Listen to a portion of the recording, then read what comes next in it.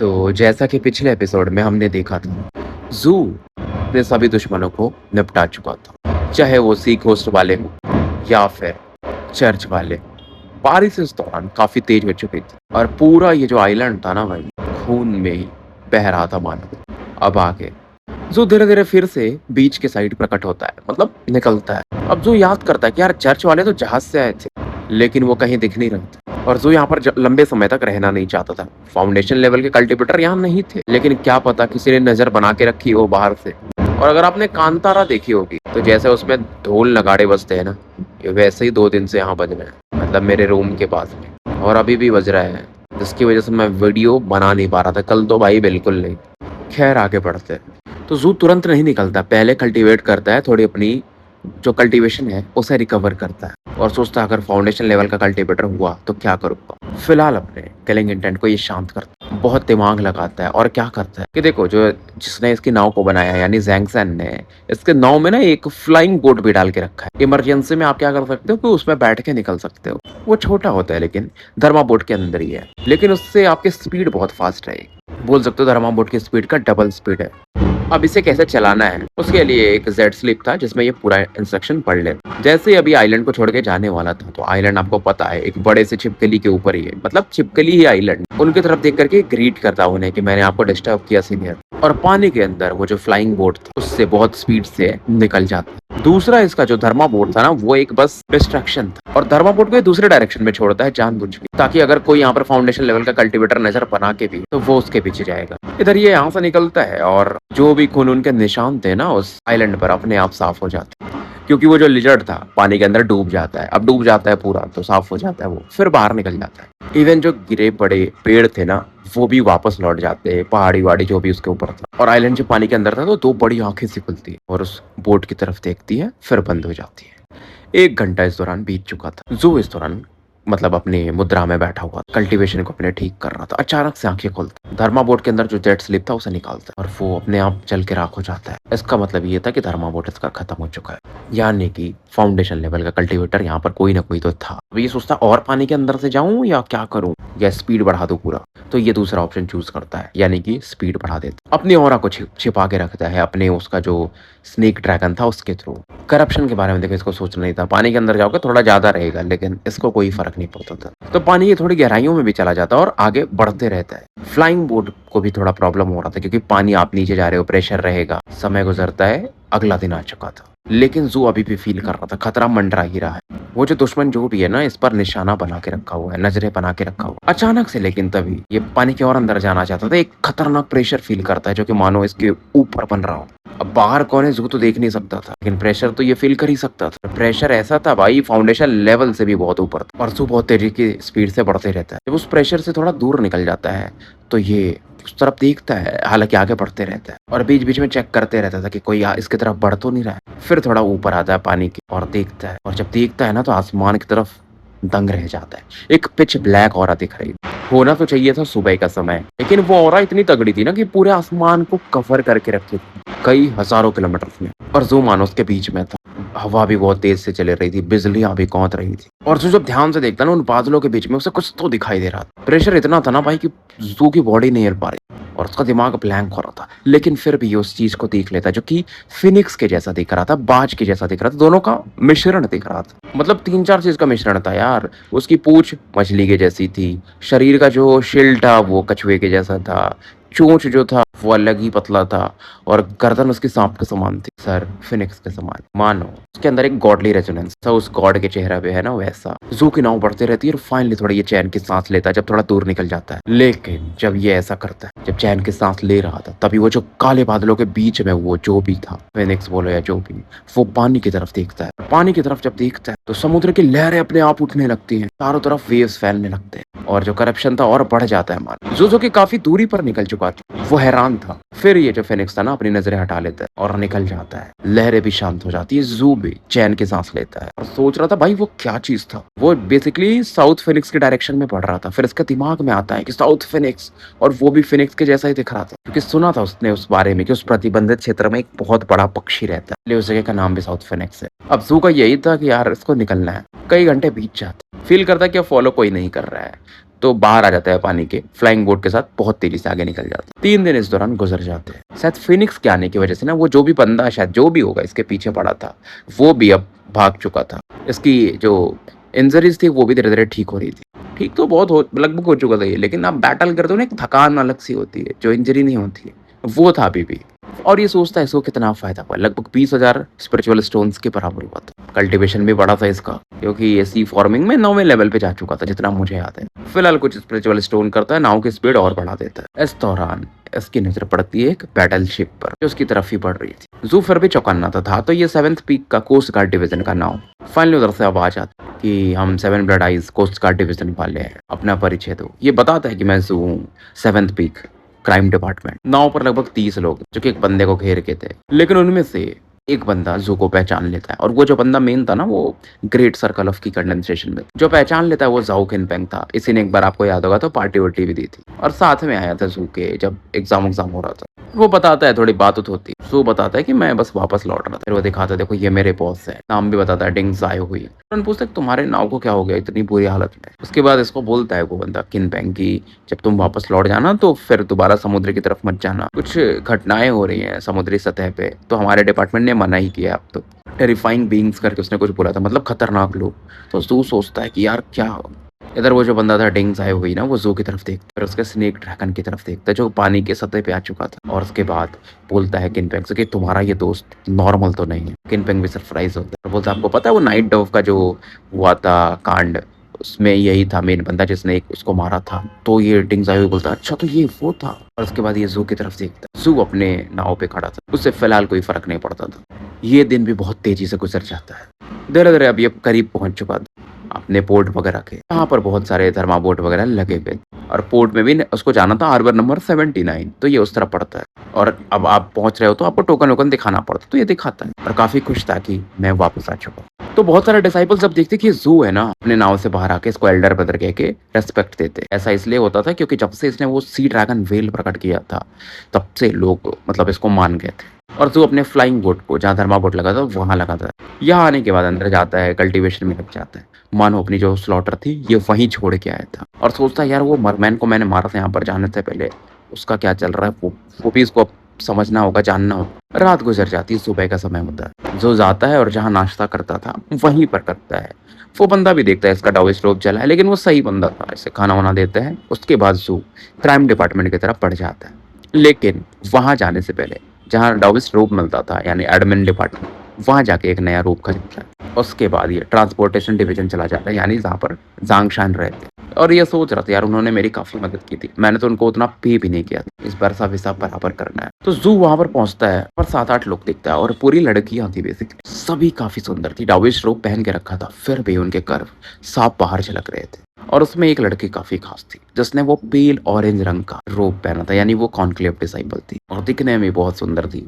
17-18 साल की होगी, लेकिन काफी नम्र थी। ऐसा नहीं कि अपना रौब दिखा रही थी कि मैं कॉन्क्लेव डिसाइपल हूँ। और इनके बीच में खड़ा था जैंगसन। अब जैंगसन इसको देखता है तो हाय हेलो करता है। उसके बाद इन लड़कियों की तरफ ध्यान देता है कि आप लोग टेंशन मत लो, मैं सब चीज का ध्यान रख लूंगा। जब मैं समुद्र में उतरता हूँ ना तो सभी मेरी तरफ ही देखते हैं। अब ज़ू भी इन्हें डिस्टर्ब नहीं करता। एक तो थोड़ा सूर्य की लाइट इसके चेहरे पर हल्की हल्की पड़ रही थी और परछाई भी इसके दिख रही थी। ग्रे कलर का कपड़ा पहना था, बाल लंबे बाई के, सुंदर था ये, हैंडसम, तो काफी खतरनाक दिख रहा था, जिसकी वजह से ना सेकंड पिक की जो भी ये लड़कियां थी ना इसकी तरफ देखती। जैंगसन इन लोगों से नेगोशिएट कर चुका था, तो वो ज़ू की तरफ पड़ता है कि वापस आ गए, कैसा रहा बाहर। तो स्माइल करता है कि नॉट बैड।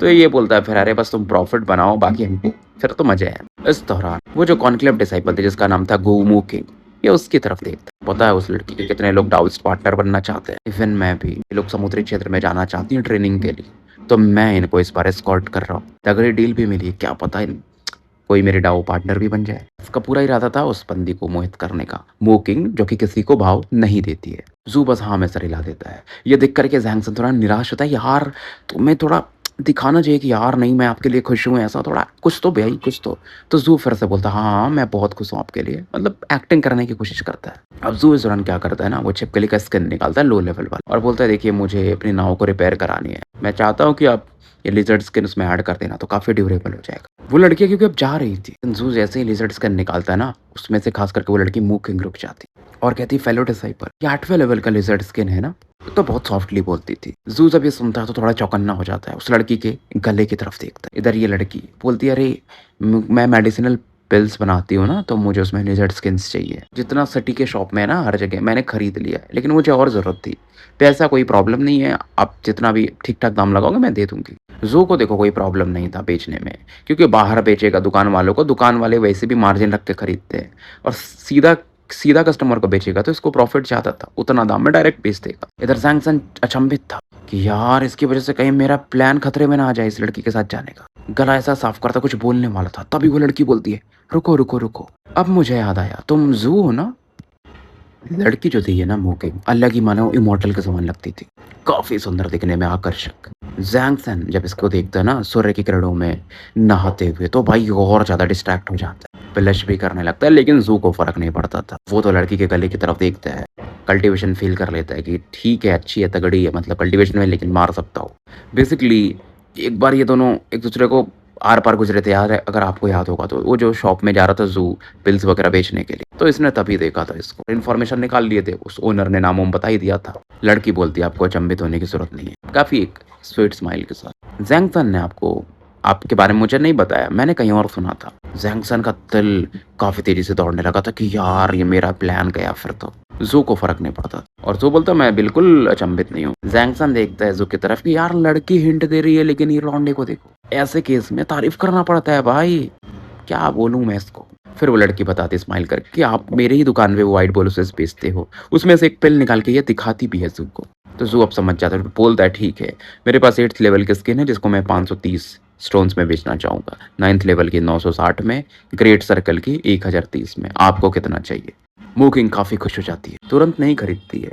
वो अपना पुराना एक क्वेश्चन पूछती, उसको पिल के बारे में जानना, आप इतनी प्योरिटी वाली पिल कैसे बनाते हो? अब जू को लगता है यार इतनी सारी स्किन्स खरीद रही है तो बता देता हूँ। तो बताता है, जब मिक्सचर को मिला रहे होते हैं ना, तो उसमें मॉर्निंग ग्लोरी नाइट कॉप्स को ऐड करना पड़ता है, तो वो प्योरिटी लेवल को बढ़ा देता है। अब मूकिंग इसके बारे में सोचती है, एक और प्रश्न पूछती है बहुत विनम्र तरीके से। जू थोड़ा इरिटेट तो हो रहा था, लेकिन अब बोलता है यार, क्योंकि देखो यार, जो ज्ञान है उसका ही तो पैसा मिलता है। दवाई अगर आप बना रहे हो पिल्स, उसमें कौन किस अनुपात में मिला रहे हो सबको थोड़ी पता रहता है, वो आप फ्री में क्यों दोगे? अब जैसे वो बंदी थी नाव पे जो इसको मिली थी डिंगजू करके, उसको इसको हर एक क्वेश्चन के पैसे देती थी।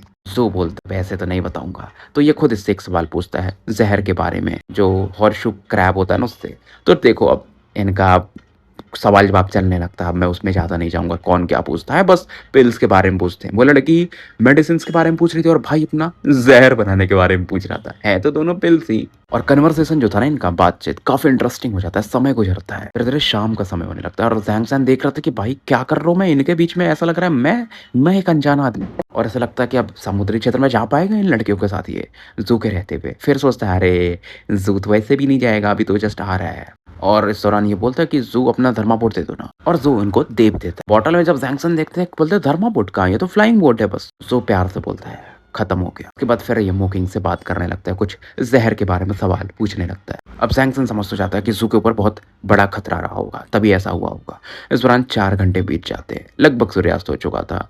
तो ये जू बोलता है मोकिंग से कि हम फिर कभी इसके बारे में बात करेंगे, और अपना जो डील था वो पक्का करके इन्हें बेच देता है जो भी चीज़ें बेचनी थी। और वो बोलती है कि मैं जो आपने सजेशंस दिए हैं वाइट बोलोसिस से रिलेटेड, मैं ज़रूर उसे ट्राई करूँगी। जू काफ़ी खुश था क्योंकि उसको भी बहुत सारी चीज़ें अभी पता चल गई थी।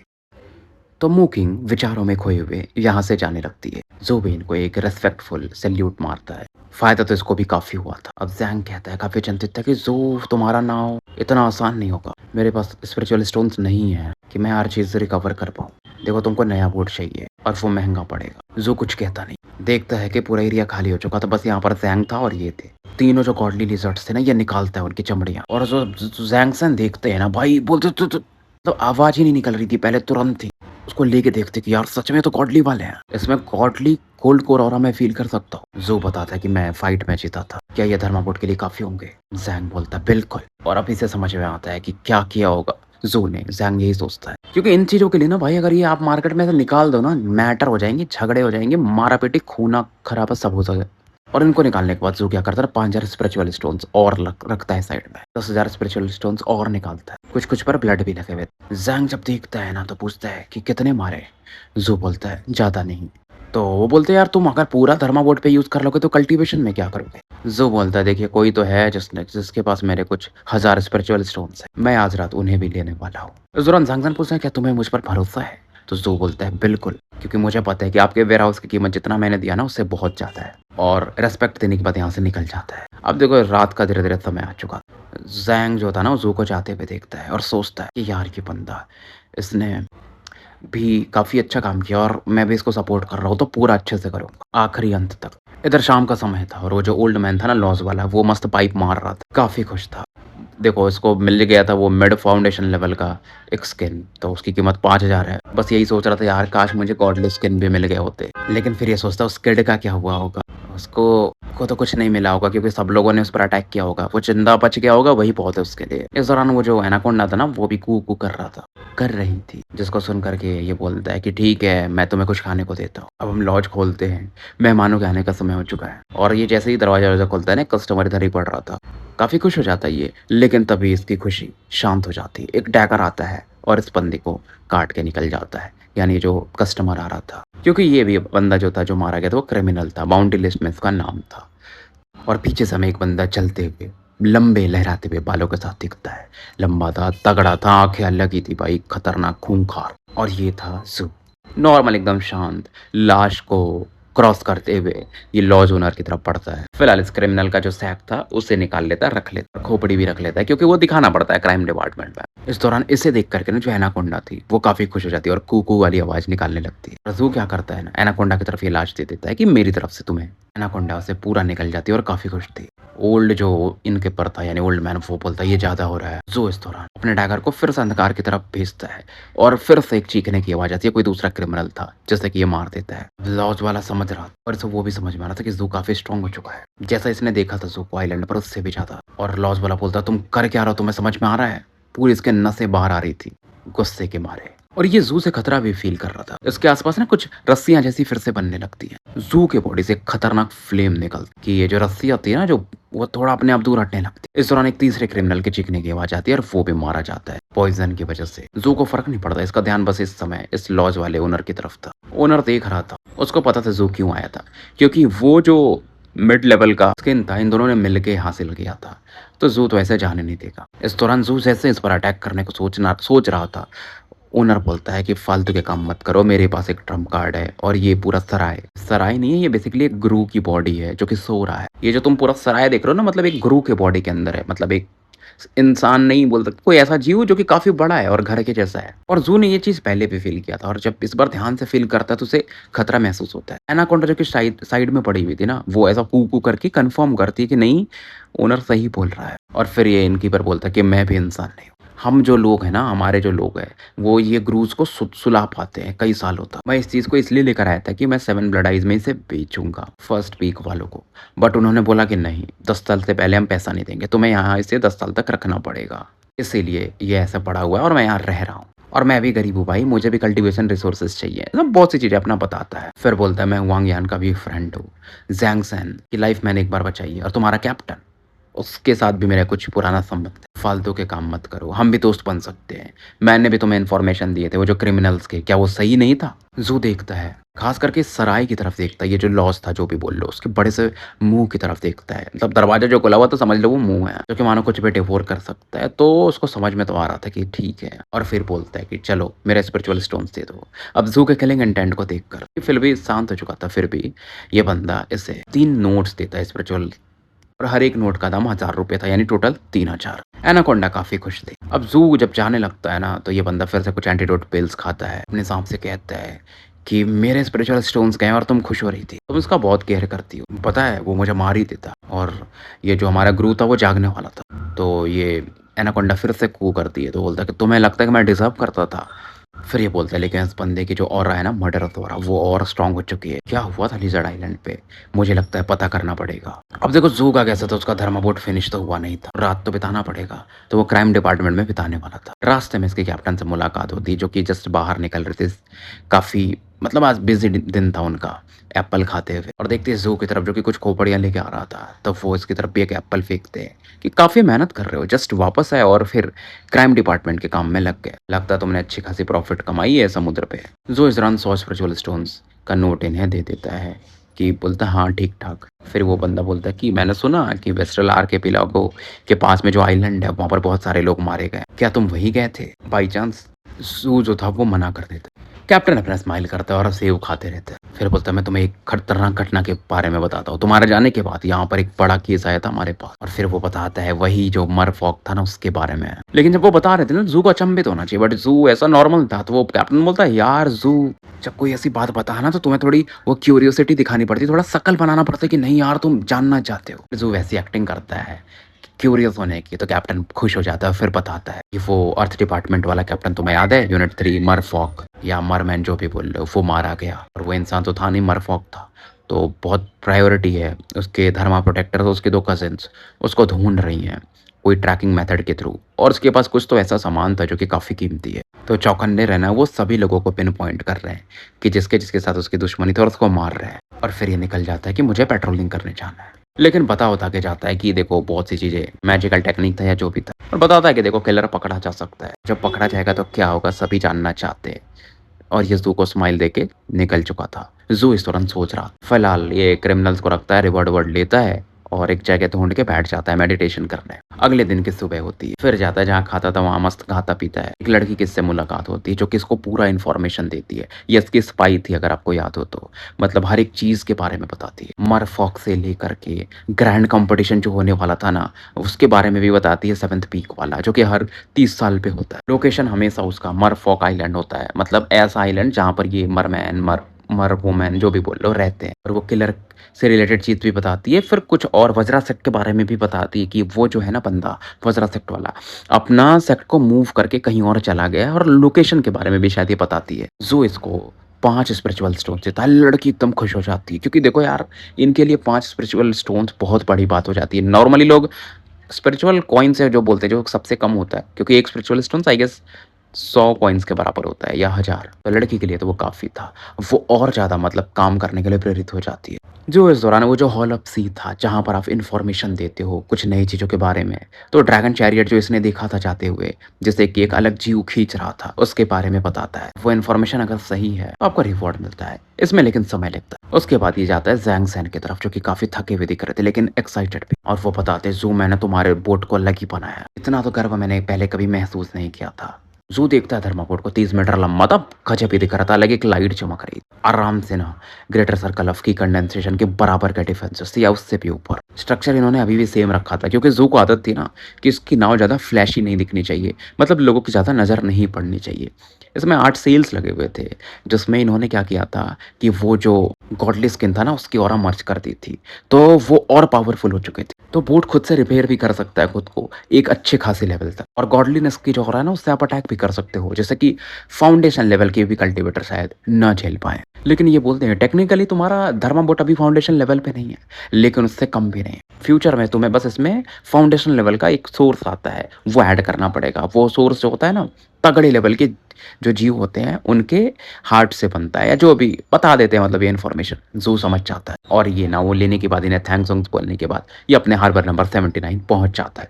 काफ़ी एक्साइटेड था। इधर ये यहाँ पर पहुंच चुका था। 5 लोग इसी समय इसी तरफ पढ़ रहे थे। 3 अटेंडेंट्स थे और 2 वो वुमेन्स थी मर वुमेन्स उस बंदे की बहन मरे हुए भाई की अपने छोटी बहन का ये था कि उसको अपने भाई का बदला लेना उसे मारना है तड़पा तड़पा के उस कातिल को। बड़ी बहन का मकसद अलग था उसे वो जो मैजिकल आइटम था वो चाहिए था। इनका यही था कि हम 1 महीने से सर्च कर रहे हैं और वो अभी तक मिला क्यों नहीं। जितने भी कजिन से रिलेटेड हमारे प्रॉब्लम से हम सबको खत्म कर चुके हैं अब बस यही बंदा बचा है। बड़ी बहन कहती बस हमें ब्लड लाइन एबिलिटी यूज़ करनी है और पता चल जाएगा कि ये किलर है या नहीं है।